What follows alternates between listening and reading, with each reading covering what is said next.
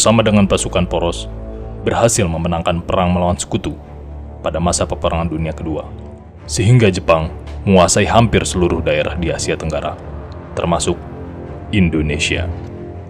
Penguasaan terhadap Indonesia dibagi menjadi dua, yaitu oleh Tentara Angkatan Darat dan Angkatan Laut. Kalimantan Barat merupakan salah satu kepulauan Indonesia yang dikuasai oleh tentara Jepang Angkatan Laut, di mana menurut rumor, Tentara Angkatan Laut Jepang lebih kejam dan tidak manusiawi. Kedatangan Jepang di Kalimantan Barat diwarnai dengan segelintiran rombongan tentara masuk dan mencoba mengambil hati rakyat pribumi dengan semboyannya. Jepang adalah cahaya Asia. Jepang adalah pelindung Asia. Dan Jepang adalah pemimpin Asia.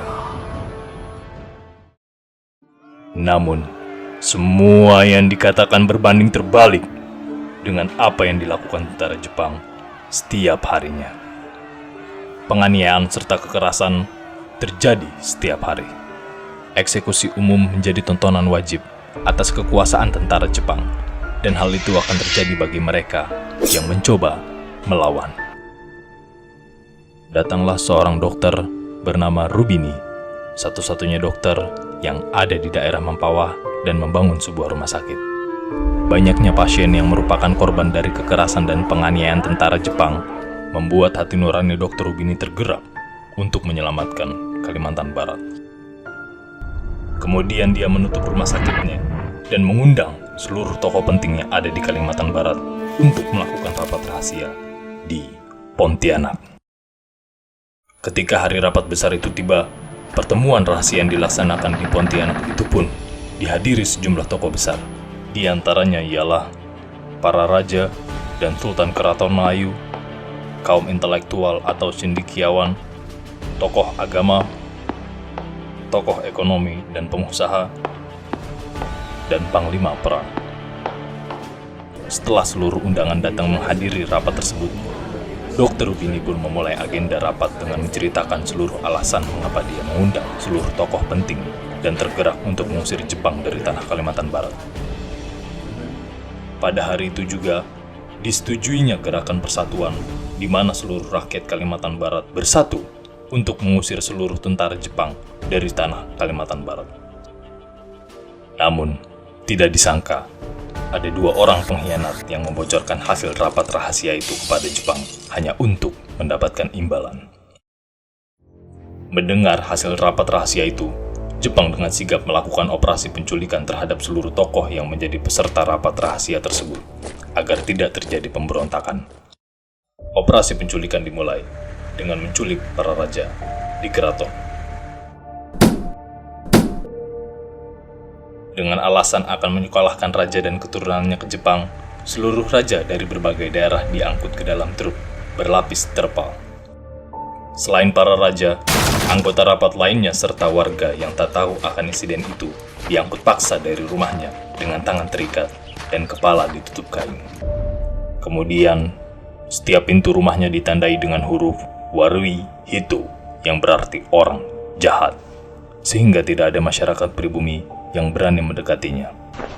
Orang-orang yang diangkut paksa tersebut digiring dan diangkut ke dalam truk berlapis terpal.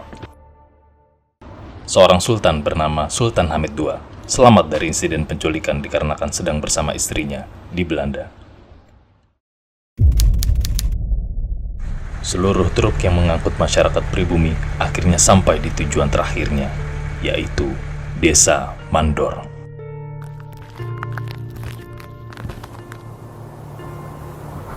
Semua orang digiring menuju sebuah hutan. Kemudian, kain kepala mereka dilepas dan diperintahkan untuk menggali sebuah lubang besar yang akan menjadi kuburan mereka sendiri. Setelah itu, mereka semua digiring kembali ke sebuah halaman untuk melakukan upacara agama Shinto.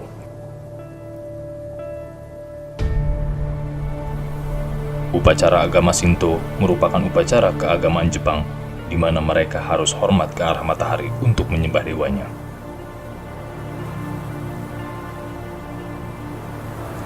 Setelah melakukan upacara sakral tersebut, tentara Jepang pun memulai aksinya dengan menyiksa seluruh korban yang ada, sampai di mana para korban tak mampu lagi menahan siksaan.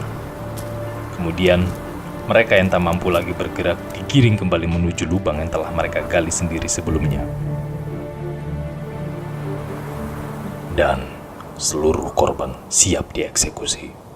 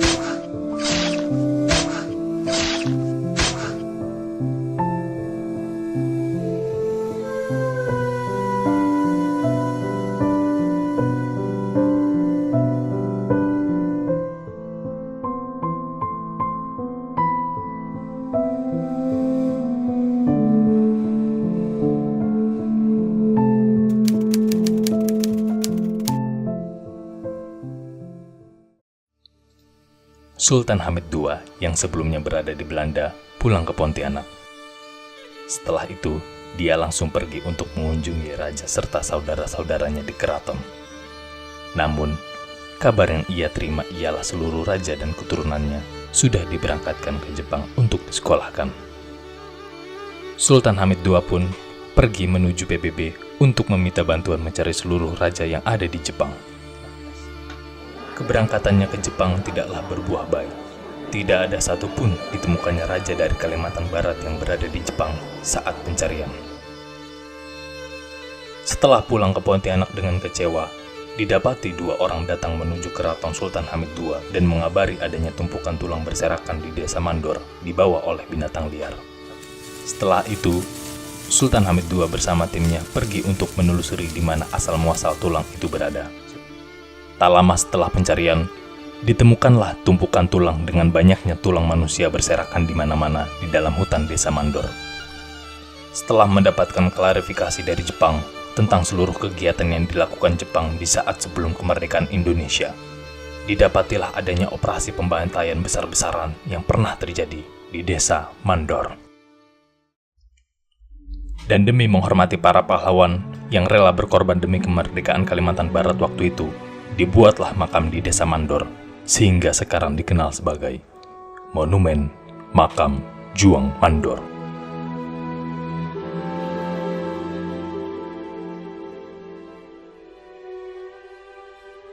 Tanah airku tidak ku